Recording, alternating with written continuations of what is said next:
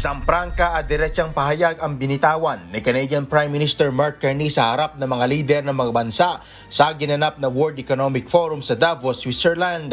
Matapang na binitikos ni Carney ang unti-unting pagkawala ng pandaigdigang kaayusan dahil sa makapangyarihang bansa na piniling gamitin ng ekonomiya at kalakal bilang sandata o economic leverage upang mapasunod ang ibang bansa. Hinimok din ito ang middle power nations na magsanib puwersa para sa parehong prinsipyo upang makamit ang seguridad at paglago. Bagaman hindi binanggit ang pangalan ni Trump, malinaw na siya ang laman ng kanyang talumpati.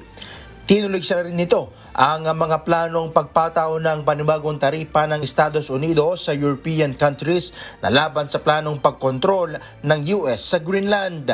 Ang pagtalakay na ito ni Carney ay naganap bago pa ang opisyal na pahayag ng US President Donald Trump sa World Economic Forum kung saan ay nag-iwan ng tensyon sa pagitan ng mga tradisyonal na kaalyado sa pandaigdigang entablado.